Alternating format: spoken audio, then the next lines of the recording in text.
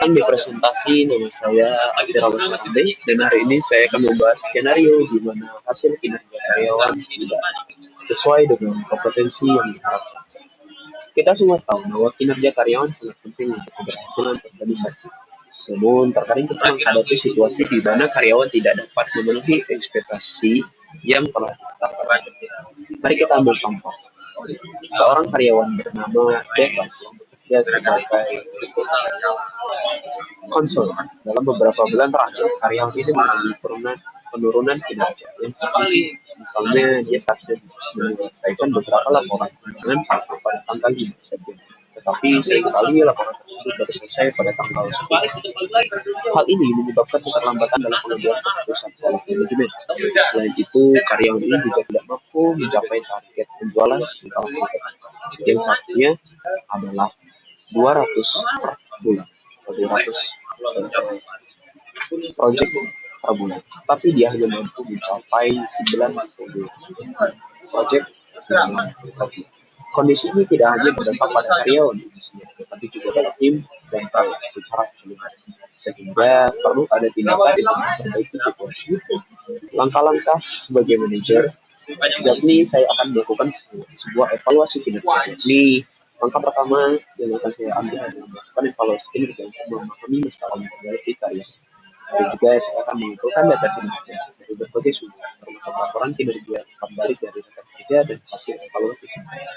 Dengan data ini, saya dapat mengidentifikasi pola atau tren yang mungkin menunjukkan penyebab dari penurunan kinerja.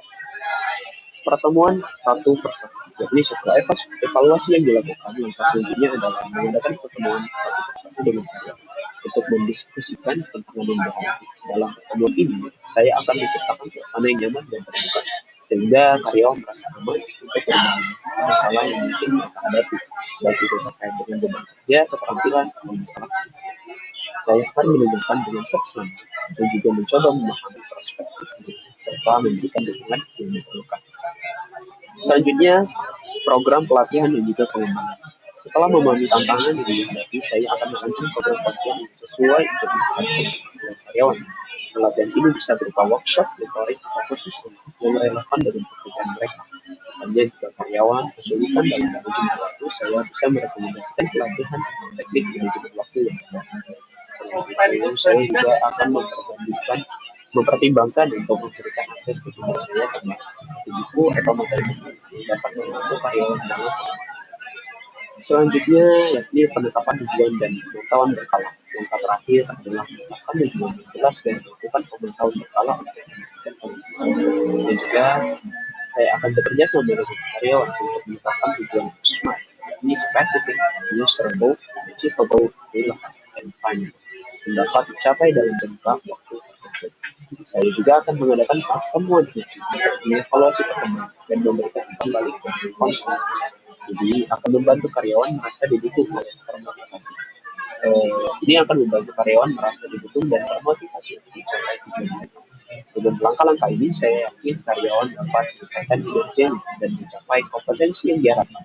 Penting untuk diingat bahwa setiap karyawan memiliki potensi untuk berkembang. Dan sebagai manajer, tugas kita adalah membantu mereka menemukan dan mengembangkan potensi mereka. Terima kasih atas perhatian Anda. Saya siap untuk menjawab pertanyaan jika ada.